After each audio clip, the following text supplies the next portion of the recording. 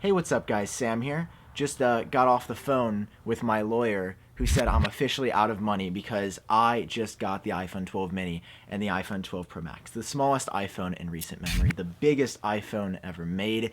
These are the two iPhone 12s I was most interested to check out because they're not the same sizes that we got last year. Like, they're not the 6.1-inch display, it's 5.4, 6.7 inches. The Pro Max has a better camera. The Mini has some different tweaks in the software. So let's go ahead and check out the two most interesting iPhone 12s that Apple released. All right, drop a like if you're excited. Hit subscribe for more. Let's go ahead and jump in.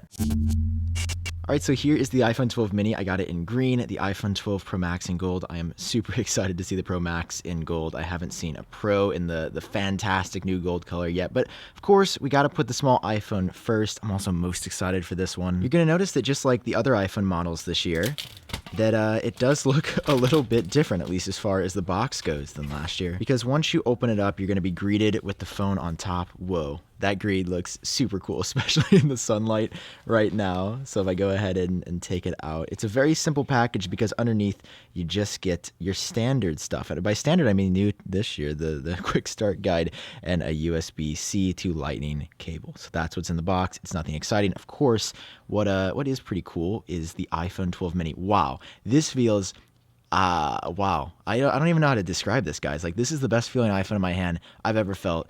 Right off the bat, it feels like the same weight of an iPhone 5, while just being a little bit bigger. Like, the nostalgia factor is hitting hard. The green color is pulling right through my heartstrings. And let's go ahead and take off the screen protector and power it on. There are little notations for the power button as well as the volume up and down. This has an OLED display. It's 5.4 inches while supporting the exact same camera hardware as the larger iPhone 12. You can see you've got the window for millimeter wave, 5G. It also supports the standard version of like nationwide 5G you're seeing carriers talk about.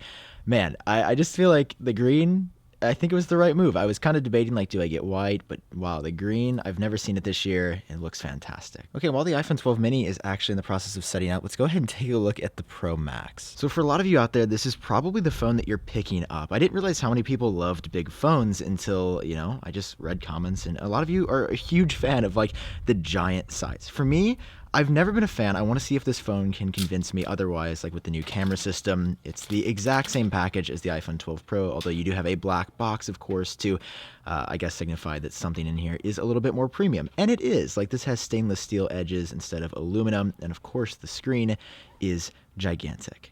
So there's a new gold color with the frosted back. It does look pretty great. Internally, this box is identical, though. You have the same quick start materials, one Apple sticker, and then the USB-C to Lightning cord. But man, this phone looks wild. I know there's been a lot of talk about the gold, but I had never actually seen it with my own eyes, and I have to say it does live up to the hype. You can also see just how absolutely insane the camera setup is on the Max because it has a number of different features. Like the pixels, I believe, are bigger. There's more light that is let in.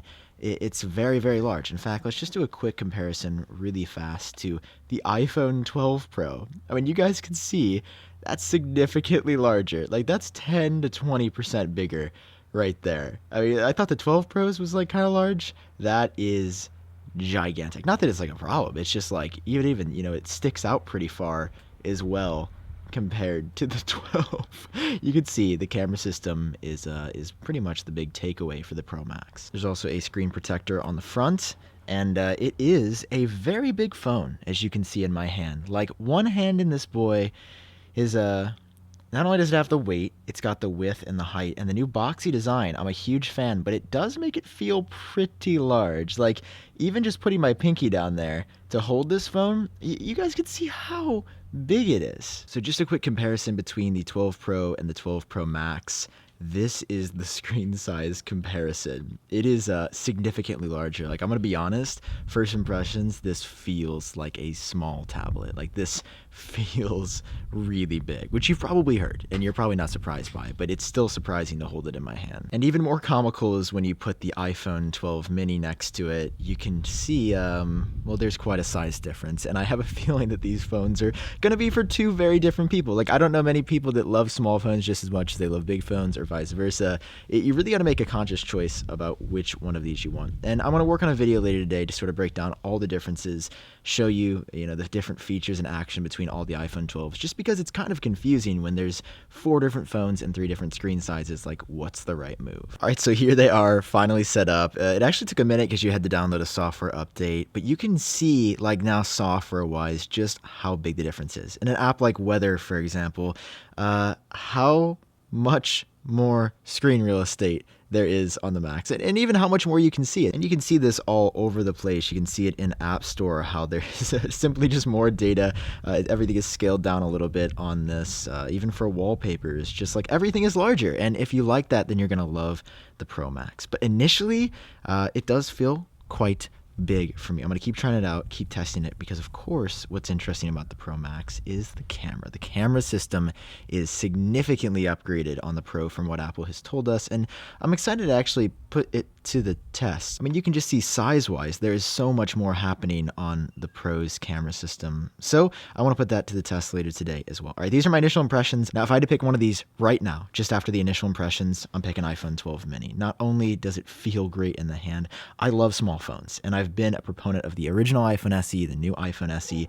I love those. So the fact that Apple brought this back is incredibly exciting to me, while also offering a top-tier high-end option with the best battery life and the largest display and the best camera system.